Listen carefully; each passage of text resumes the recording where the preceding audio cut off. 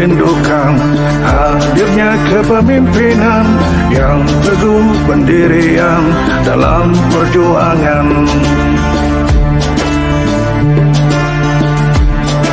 Semua mendambakan menjatuhkan pilihan kepada Habibana Muhammad Rizik Syihab. Sudah lama menanti beliau kembali dari kota suci, persiapkan diri. Kami rindu sosok pemimpin berani, dia disegani.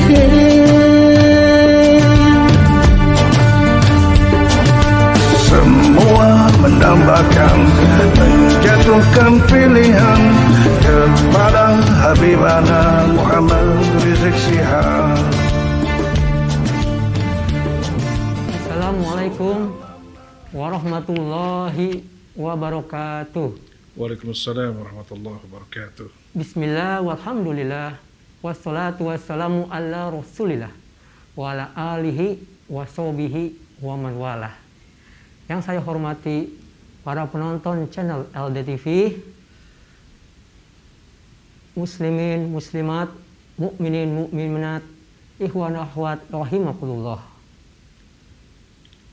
Sahabat dan saudulur LDTV, semoga yang menonton channel ini Allah panjangkan umurnya dan juga selalu Allah berikan kesehatan dan Allah jaga keselamatannya dunia hingga akhirat. Amin ya rabbal alamin. Amin ya rabbal. Pada saat ini alhamdulillah saya bersama dengan Ustadz Yus Harinus Malik. Beliau adalah pencipta lagu dari menyambut IBHRS. Ketika IBHRS mengumumkan ingin pulang ke tanah air, alhamdulillah lagu ini begitu viral dan membahana di antara seluruh Nusantara Indonesia. Dan saat ini saya sudah bersama beliau.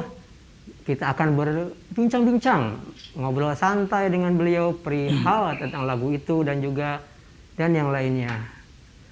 Assalamualaikum warahmatullahi wabarakatuh. Assalamualaikum warahmatullahi wabarakatuh. Dengan Ustadz Yus Hairunaz Malik. Ya. Saya manggilnya Ustadz Yus apa Kang Yus gitu ya? Ada Kang boleh, Ustaz boleh. Asli Bogor ya Kang ya? Ya, semua Sukabumi. Oh Sukabumi ya. Cuman tinggal lama di Bogor lah. Alhamdulillah. Kabarnya gimana Kang Yus? Alhamdulillah. Baik, sehat walafiat insyaallah. Begini Kang Yus, mungkin saya atau mungkin penonton di Indonesia pengen tahu perihal lagu itu. Mungkin kita akan menanya-nanya tentang lagu tersebut. Ya. Pertanyaan pertama Ustadz, dalam membuat lagu ini kita pengen tahu latar belakangnya. Kang Yus itu mengenal sosok IBHRS itu semenjak kapan? Alhamdulillah saya mengenal IBHRS itu sejak tahun 2000. Waktu itu saya memegang jabatan manajer dakwah di Pusat Pengembangan Islam Bogor. Lebih dikenal lah kalau secara umum itu Islamic Center lah ya. Nah, jadi sudah mengenal IBHRS, bahkan ceramah secara rutin di Masjid Raya Bogor waktu itu, dan kita mengundang beliau secara khusus untuk berbicara kajian tentang hukum pidana Islam. Jadi, tentang hukum pidana Islam, isu tentang masalah pembunuhan, masalah penghinaan, masalah macam-macam lah. Beliau bahas yang dikaitkan dengan gerakan amar ma'ruf dan nahi munkar beliau. Jadi sejak tahun 2000 ya saya kenal beliau dan ya pengalaman banyak lah berinteraksi, sehingga sedikit tahu lah ya tentang bagaimana kehidupan keluarganya. Oh, berarti pernah ketemu sama beliau? Ya, pernah ketemu. Pernah beberapa kali ke rumahnya. Gitu. Rumah yang lama ya, gang sempit segala macam. Dan juga diskusi-diskusi tentang masalah keumatan lah. Oh gitu. Kita undang juga beliau untuk berbicara dengan para alim ulama waktu itu. Ya kita waktu saya panitianya. Jadi memang sudah mengenal lama beliau itu. Jadi makanya saya sudah terpatri keistiqomahan beliau gitu ya. Ruhul jihad beliau, kemudian hingga semangatnya nggak pernah berubah, konsisten dari dulu sampai Yang sekarang. 2000 itu Ya, ya. istiqomahnya luar biasa. Meskipun dihina, difitnah, ya, kemudian dicaci maki, ya mungkin juga apa yang disampaikan hadis Khuzaifah bin Yaman itu benar gitu ya. Oh gitu. Jadi ulama di akhir zaman tuh ulama yang bergerak dalam amar ma'ruf nahi munkar itu kaji fatil khimar, itu dianggap sebagai bangkai binatang, bangkai khimar, menjijikkan gitu di pandangan orang-orang yang mohon maaf mungkin mereka tidak paham ya tentang Islam. Ya saya tidak berani mengatakan mereka munafik atau fasik ya, tetapi itulah gambaran hadis Nabi yang menyatakan ulama akhir zaman yang bergerak dalam dakwah amar ma'ruf nahi munkar itu seperti itulah, seperti bangkai binatang yang menjijikkan, Jadi banyak yang nggak yang benci, menghina, mencaci ya, karena mungkin gerakannya itu ya menghancurkan berbagai macam kepentingan, kezaliman dan maksiat, ahli Ya, maksiat gitu ya. segala macam gitu.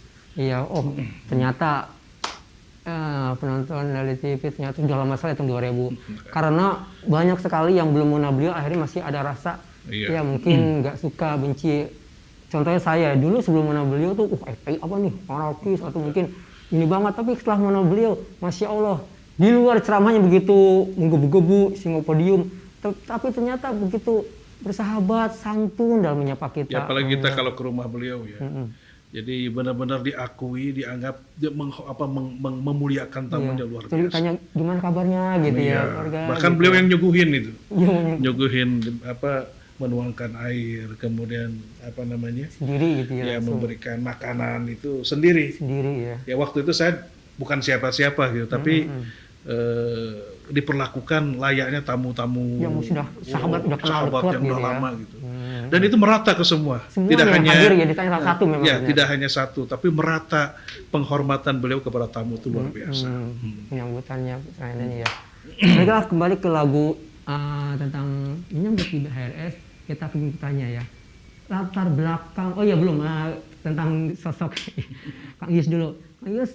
Kang Yus itu dulu itu sampai mencipta lagu yang begitu bagus itu dulu mantan pemain band yang hijrah atau mungkin dulu tuh santri gitu ya yang suka dengan lagu-lagu religi dan lagu perjuangan. Ya sebenarnya dulu waktu kuliah saya aktif di grup band. Ya, di waktu kuliah itu dulu itu ya kalau sekarang UIN lah, Universitas Islam. Oh, UIN yang Syarif Ciputat ya. Hidayatullah Jakarta. Ciputat, Dulu iya, kan iya. namanya IAIN ya.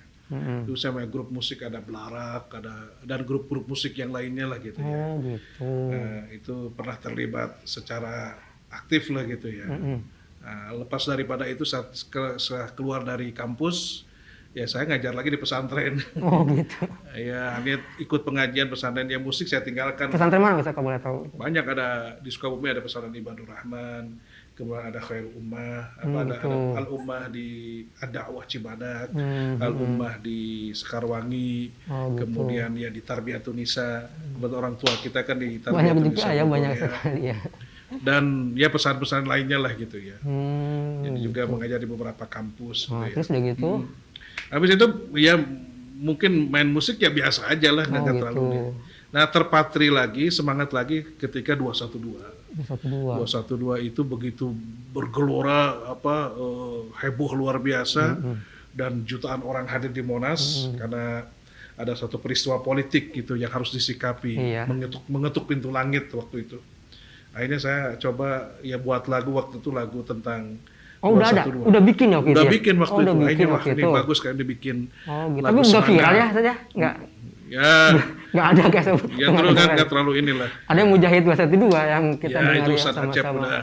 Oh Ya, gitu. kita juga bikin lagu populer sebenarnya di Bogor ini, viral Oh, di gitu, Bogor viral ini. di Bogor gitu ini ya. lagu itu. Bahkan selalu dibawakan pada saat demo. Gitu. Kalau berangkat ke Jakarta pas lagunya ini. Oh gitu, kita itu baru ya. tahu ya ternyata dari pas aksi itu sudah membuat aktif bikin lagu. Jadi Kang Yos ini ternyata mempunyai skill, punya kemampuan untuk membuat lagu dan menyanyikan lagu. Nah itu tadi Ya. awalnya berarti dari UIN, Udah, udah iya, gitu. betul. Nah, ini ya. Baiklah. Gini mau nanya lagi Kang Yus. Ya. Ini banyak yang tahu ini seluruh Indonesia lah gitu ya. Itu pertama kali viral itu lagunya itu kan nggak ada sosoknya siapa yang nyanyi gitu, ada di audio di Google WhatsApp. Itu banyak mengira itu bahwa yang nyanyi itu Iwan Fals.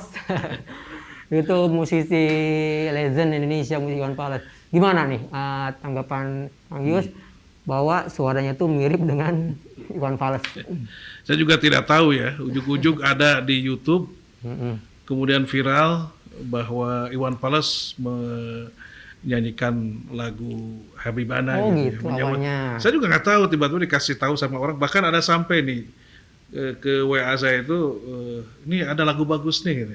Lagunya Iwan Fals. Nah, ini Malah salah saya. Wah, saya bilang, ya ini Itu waktu awal ngerekamnya itu di mana? Di studio langsung atau hanya? studio langsung. Oh, studio langsung. Kemudian ada saudara punya Awalnya studio. dipublikasikan di Facebook. Sebenarnya atau itu di udah saya WA kirim gitu? lagu, bikin lagu itu dari tahun 2017 sebenarnya. Oh gitu. Cuman liriknya memang- beda, liriknya beda. Liriknya dirubah sedikit. Oh, udah sedikit. Tapi Ya, bukan dulu tentang nggak ada- ibu, nggak ada bukan istilah tentang Habibana, nggak ada. Oh, bukan tentang IHRS, bukan ya? Dulu tetap imam. Oh, tentang iman tetap. Sang Oh, imam. sang Jadi imam. saya berbicara tentang Habib Rizik juga, ya, Oh. Habibana juga. Jadi nadanya itu masih ada- umum. Nadanya sama. Aransemen sama Sama, semua. cuman liriknya Hanya berbeda. liriknya aja beda. Tambahkan sedikit dengan nama Habibana. Gitu. Dan imam besar umat Islam itu sebagai tambahan saja itu. Oh gitu jadinya. Nah, itu karena mungkin momentumnya tepat gitu Tepat. ya, jadi viral. Dan berarti tadi apa gimana tanggapannya karena suara Iwan Fals berarti Guys, saya memang pengagum Iwan Fals Oh, dari gitu, dulu ya. salah. Dulu ya, Iya, dari dulu pengagum Iwan Fals. oh iya udah. Lagu-lagunya ya saya hafal sebagian lah gitu. Dan itu biasa kita nyanyikan. Kalau dulu kan kita di kampus ya, kos-kosan gitu ya. Itu salah satu lagu yang ya sering kita bawakan, lagu Iwan Fals lah. Oh gitu dulu ya. Pantas dari lirik kata-katanya sayurnya tuh gila berafiliasi dengan seperti Iwan Fals. Ya. Ingin nanya tentang lagu itu pun pertama kali gitu berinisiatif yang tadi itu lagunya tuh pertama ngambil gitar pengen ngulik itu kan tadi 2017 ya. 2017 saya udah buat lagu Pas itu. pulang itu, nah itu di mana itu? Saya kan begini, oh Habib Rizik mau pulang ya, Iya. saya bilang. Ini kan waktu itu kan belum kepikiran. Ini lagu udah lama nih. Tapi Habib Rizik mau pulang, wah berarti coba akhirnya saya telepon saudara yang punya studio. Ini saya bikin lirik baru nih lagu ini. Kita share ke teman-teman Oh kita. berarti dulu itu sang imam itu belum di ini ya, belum dipublish ya, belum ya? Oh, masih disimpan ya? Masih inilah. Masih mentah dulu gitu itu. ya? Akhirnya saya coba telepon kepada yang punya studio. Coba sini kita coba. Jadi lagunya masih lama itu, kemudian diisi dengan lirik yang tambahan tadi. Oh, gitu. Ada tambahan-tambahannya dan kemudian saya, karena itu ada grup-grup ya, grup WA yang banyak. Saya masukkan, ternyata yang merespon cepat. Oh, Antara Ustadz Asep, Ustadz gitu. yang merespon cepat, kemudian minta ini, segala macam, minta dong ininya di khusus. Ya, saya kasih khusus, ternyata disebarkan sama beliau. Sama dia disebarkan ke seluruh Indonesia, dari situ viralnya. Nah, kemudian ditambah lagi ada muncul Iwan Fals. gitu tambah lagi deh. Dia tambah viral lagi. Mungkin itulah gitu ya yang yang Hmm, terkait dengan lagu itu. oh, baiklah. Mungkin untuk lagu segitu dulu ya, nanti kita selanjut lagi.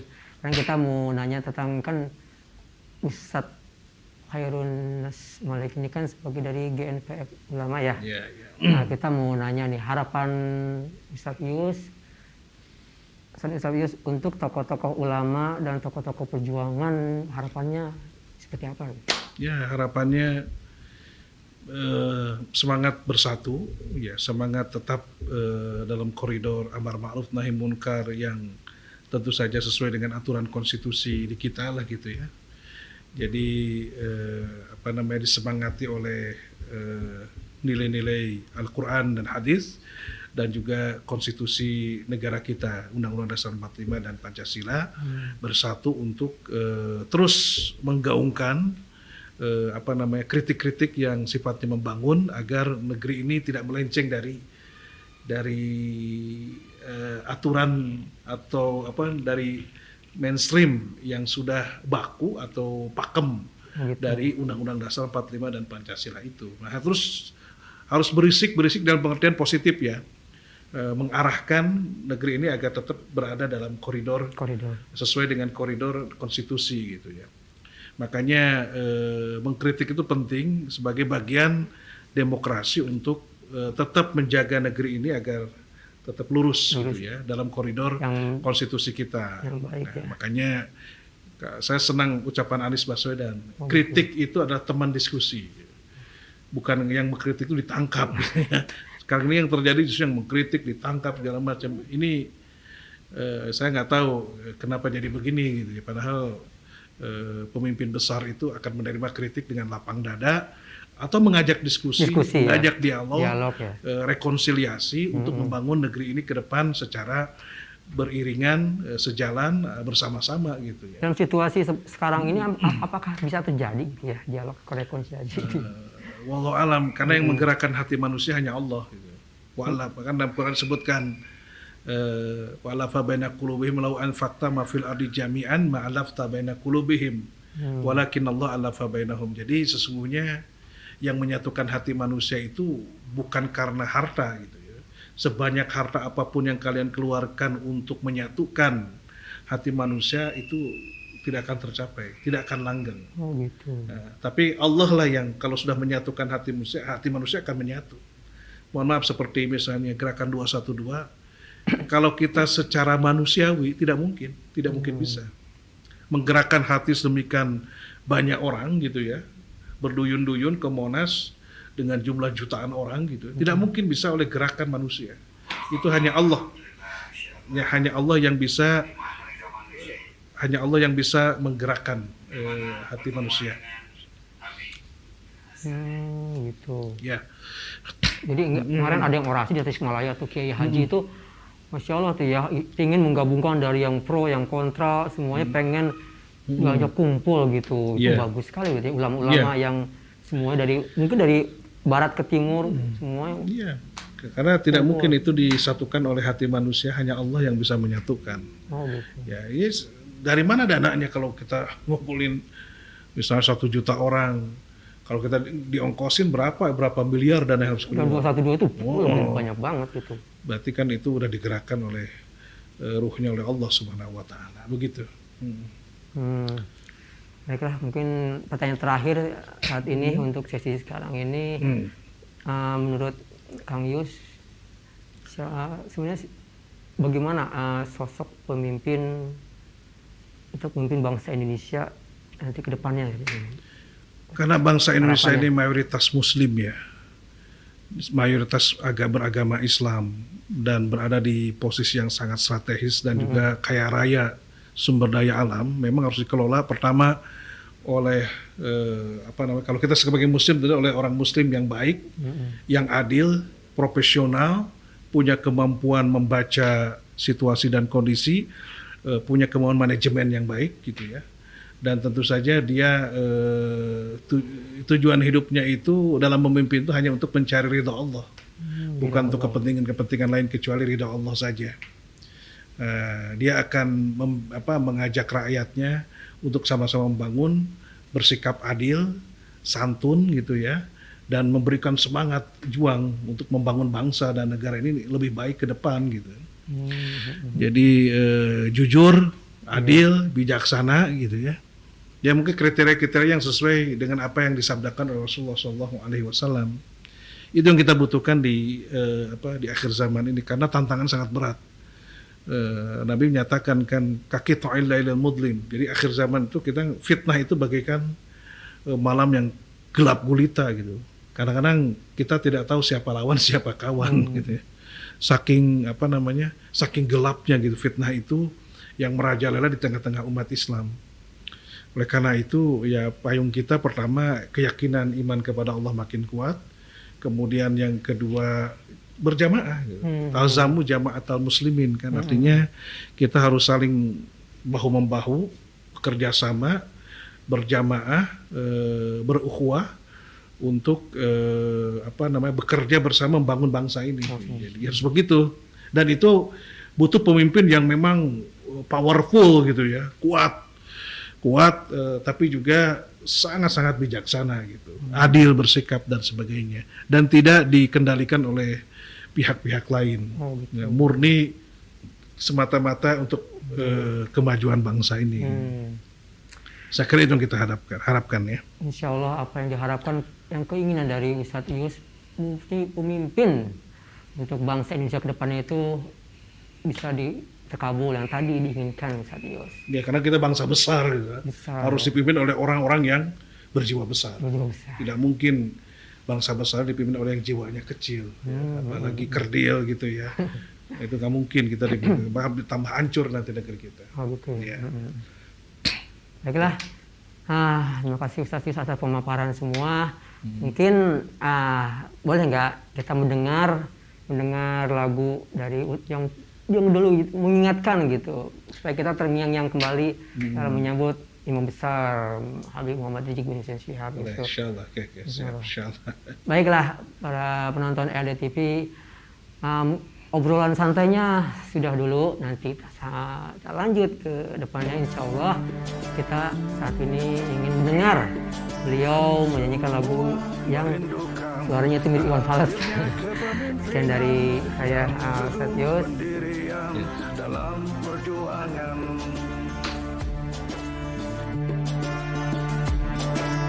semua mendambakan menjatuhkan pilihan kepada Habibana Muhammad Rizik Syihab. Sudah lama menanti beliau kembali dari kota suci, persiapkan diri. Kami rindu sosok pemimpin berani, dia disegani.